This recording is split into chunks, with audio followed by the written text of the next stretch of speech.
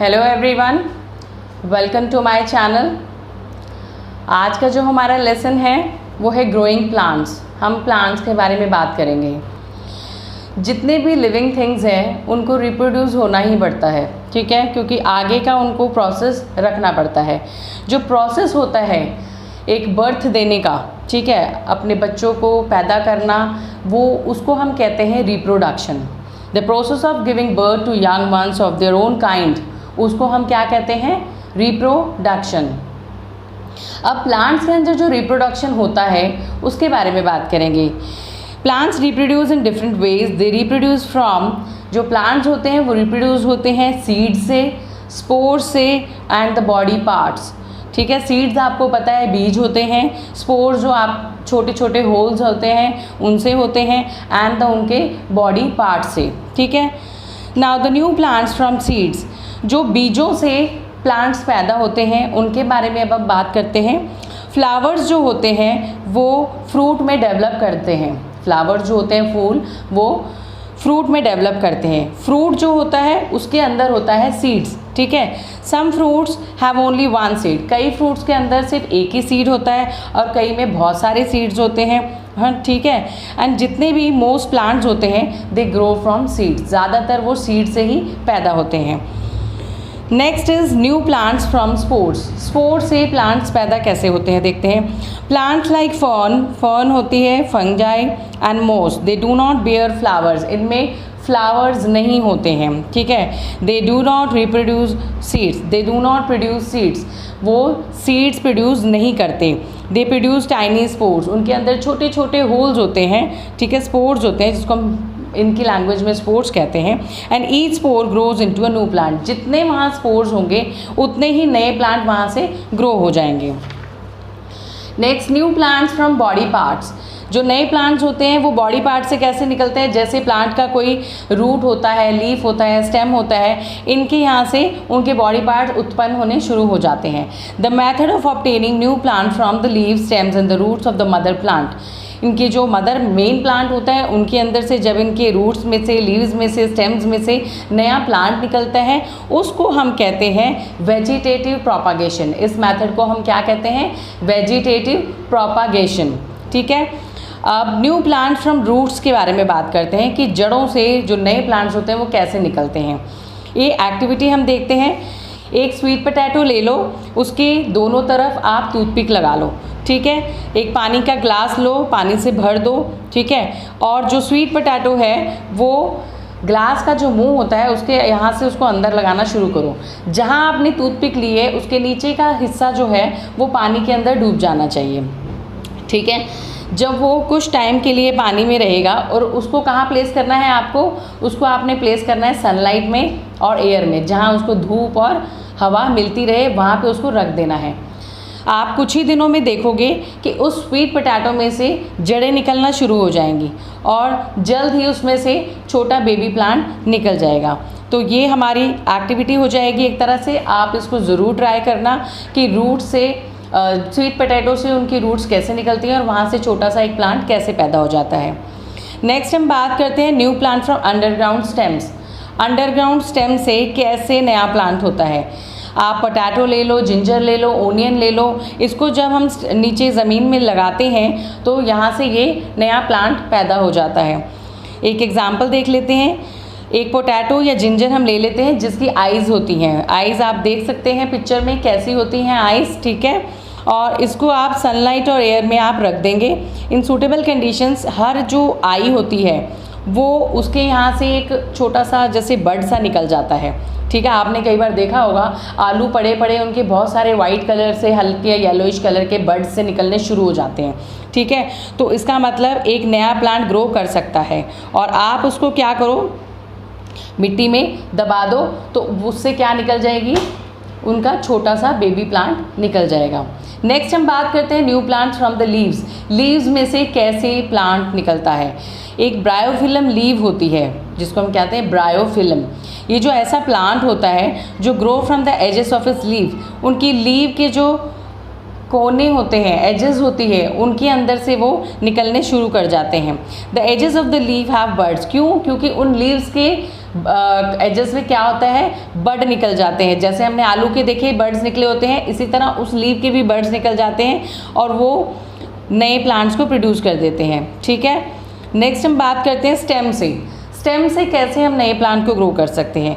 Plants होते हैं जैसे कि rose, hibiscus, bougainvillea, sugar cane, money plant, cotton plant, ये सब की जो स्टेम होती है अगर हम उसको काट लें और उसको हम लगा दें तो उनसे भी नए प्लांट्स ग्रो कर जाते हैं।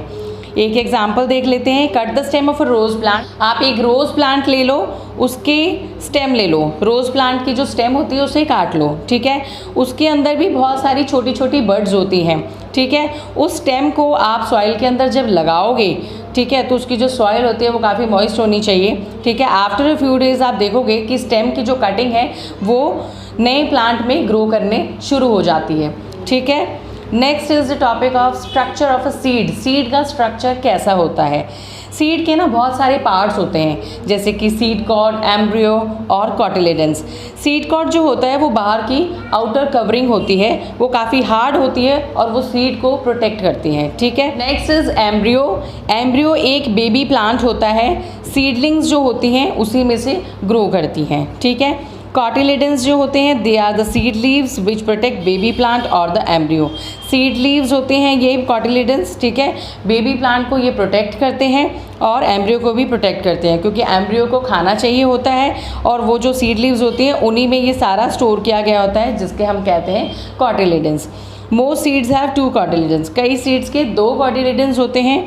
ठीक है, next is dispersal of seeds. Seeds का डिस्पर्सल होना। डिस्पर्सल का मतलब स्कैटरिंग ऑफ सीड्स, इकट्ठा होना। Plants can not move on from one place to another. ठीक है, प्लांट्स जो हैं वो अपने आप मूव नहीं कर सकते। So nature has develop ways to scatter their seeds. Nature means जो प्रकृति है उसने हमारे लिए, हमारे सीड्स के लिए, हमारे प्लांट्स के लिए एक अपने ही तरीके अपनाए हुए हैं, जैसे कि वो सीड्स को इकट्ठा कर देते हैं खुद ही। जैसे ये सीड्स इकट्ठा कौन करते हैं, जैसे कि विंड हो गई, वाटर हो गया, बर्ड्स हो गए, इंसेक्ट्स हो गए, एनिमल्स हो गए। ठीक है, ये सब क्या करते हैं, सीड को इकट्ठा करते हैं, यहाँ वहाँ खाते हैं, फेंक देते हैं और वहीं से क्या प्लांट्स ग्रो करना शुरू कर देते हैं। अब ये जो विंड हो गई, वाटर बर्ड्स हो गए या बर्ड्स हो गए, इंसेक्ट्स हो गए, एनिमल्स हो गए, ये सब को हम कहते हैं एजेंट ऑफ डिस्पर्सल। क्या कहते हैं, एजेंट्स ऑफ डिस्पर्सल। ठीक है, अब हम सबसे पहले बात करेंगे विंड की। Some seeds like the dandelion, cotton and the madder seeds are light and have tufts of hair or wings around them. कुछ सीड्स होते हैं जैसे डेंडेलियन के, कॉटन के, ये सब इतने लाइट होते हैं कि भाई, और इनके जो साइड्स होते हैं इनमें सब में विंग्स लगे होते हैं। आपने देखा होगा डेंडेलियन सीड कई बार हवा में उड़ रहा होता है।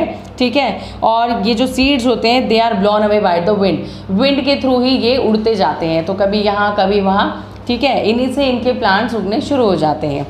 ठीक है, again hiptage, maple, sycamore, sycamore seeds they have wings attach to them and the wings carry them for far off places. बहुत दूर दूर तक ऐसे प्लांट्स को वो ले जाते हैं, ऐसे सीड्स को। ठीक है, next is water. Some plants grow in water और नियर वाटर। कुछ जो प्लांट्स होते हैं वो पानी में उगते हैं, कुछ पानी के पास उग जाते हैं। Water carries away the seeds and fruit of such plants. पानी जो होता है ऐसे सीड्स को यहाँ वहाँ ले जाता है। जैसे कि लोटस फ्रूट होता है, उसका काफ़ी जो पार्ट होता है वो स्पॉन्जी होता है। कोकोनट जो होता है उसका भी काफ़ी थिक फाइबर कोट होता है।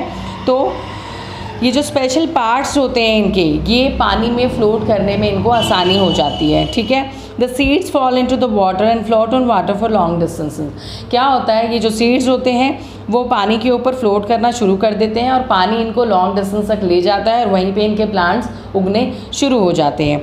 जैसे कि वाटर लिली हो गया, हाइड्रिला हो गया, they are also carried away by the water only. Okay, next we talk about the animals.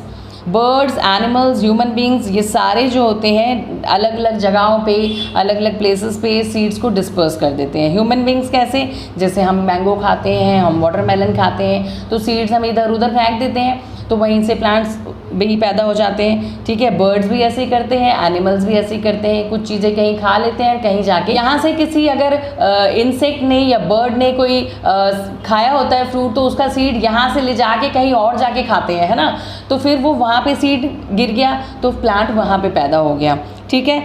ये सीड्स होते हैं प्लांट्स के, जैसे कि ज़ैंथियम, स्पीयर ग्रास, टाइगर नेल, इनके हुक्स और स्पाइंस होते हैं। ये कई बार एनिमल के स्किन के साथ चिपक जाते हैं, ठीक है, और कई बार ह्यूमन बींग्स के क्लोथ्स के साथ, तो यहाँ से वहाँ ये ले जाए जाते हैं, ठीक है। तो इसको कहते हैं डिस्पर्स होना। कुछ सीड्स होते हैं जो एनिमल्स खाते हैं और उनके सीड्स इधर उधर फेंक देते हैं, दे डू नॉट गेट डाइजेस्टेड और डिस्ट्रॉयड। और क्या होता है कि जो सीड्स होते हैं वो ना तो डाइजेस्ट हो पाते हैं ना डिस्ट्रॉय हो पाते हैं, तो वो they come out unharmed in their droppings, हमारे अंदर से निकल दे ऐसे के ऐसे ही निकल जाते हैं, ठीक है। Next is bursting of fruits, fruits का बर्स्ट होना, फटना, ठीक है। अब जैसे आप मटर ले लो, मटर की जो बाहर की कोटिंग होती है वो जब पक जाते हैं तो वो अपने आप, देखो जब हम मटर को ऐसे क्लिक मीन्स टच करते हैं तो मटर का जो छिलका होता है वो खुलना शुरू हो जाता है और अचानक से उसके अंदर से मटर निकलने शुरू हो जाते हैं, ठीक है। इसको हम कहते हैं बर्स्टिंग होना। एक्सप्लोजन होता है सीड्स जब इकट्ठे हो जाते हैं, तो ये जो प्लांट्स होते हैं जैसे कि पीस, जेरेनियम, बाल्सम, कैस्टर, ये सब सीड्स इकट्ठे करते हैं और इनके पॉड्स होते हैं, ये बाहर का जो छिलका होता है इसे हम कहते हैं पॉड्स, ठीक है। Next last topic is germination of seed, process by which a seed grows into a seedling. ऐसा प्रोसेस जब सीड जो होता है वो सीडलिंग में ग्रो करता है उसको हम कहते हैं जर्मिनेशन होना, ठीक है, सीड का जर्मिनेशन होना। During germination the seed absorbs water, seed जो होता है वो पानी अब्जॉर्ब करते हैं, ठीक है। और इससे क्या होता है, जो एम्ब्रियो का जो सेल होता है वो नए बिगर में ग्रो कर जाता है, डिवाइड कर जाता है। जैसे जैसे सीड बड़ा होता है वो सीड कॉर्ड बर्स्ट हो जाता है और उसमें से छोटे छोटे टाइनी रूट्स निकलते हैं जिसे हम कहते हैं रेडिकल, ठीक है। और रेडिकल बाहर निकल जाती है और वो नीचे को ग्रो करता है, ठीक है, जैसे आपको पिक्चर में दिखाया गया है। A tiny shoot called plumule grows upwards downwards towards the sunlight, ठीक है। अब क्या होता है, जो टाइनी शूट होती है वो उसे हम प्लूमोल कहते हैं और वो ग्रो करती है ऊपर की तरफ, ठीक है, जहाँ पे सनलाइट मिलती है उसको ऊपर की तरफ ग्रो करना शुरू कर देती है। ये जो प्लूमोल होती है फिर धीरे धीरे स्टेम में बदलती है और धीरे धीरे ये लीव्स में, ठीक है। ये जो बेबी प्लांट होता है सून ग्रो कर जाता है इनटू एन एडल्ट प्लांट, जैसे कि आप अपनी पिक्चर में देख रहे होंगे कि सीड जो होता है वो सीडलिंग में ग्रो करता है, सीडलिंग बेबी प्लांट में and the baby plant into an adult plant. तो बच्चों आई होप ये चैप्टर आपको समझ में आ गया होगा कि प्लांट्स को हम कैसे ग्रो कर सकते हैं और इनके डिस्पर्सल ऑफ एजेंट्स कौन कौन से हैं, रिप्रोडक्शन क्या होता है एंड डिस्पर्सल क्या होता है, जर्मिनेशन ऑफ सीड क्या होता है। तो आप कोशिश करना कि आप भी किसी भी प्लांट को रूट्स के थ्रू या फिर स्टेम्स के थ्रू ग्रो करने की कोशिश करना और मुझे अपने उस चीज़ों के बारे में बताना कि आपका रिव्यू कैसा रहा, ठीक है। तो हम मिलते हैं, ठीक है, नेक्स्ट क्लास में नए टॉपिक के साथ। अगर आपको मेरी वीडियो अच्छी लगी है तो इसे लाइक करना, कमेंट करना एंड आई होप कि आप इसको सब्सक्राइब ज़रूर करेंगे क्योंकि आपको नई वीडियोस चाहिए तो सब्सक्राइब तो करना ही पड़ेगा। Okay, bye bye.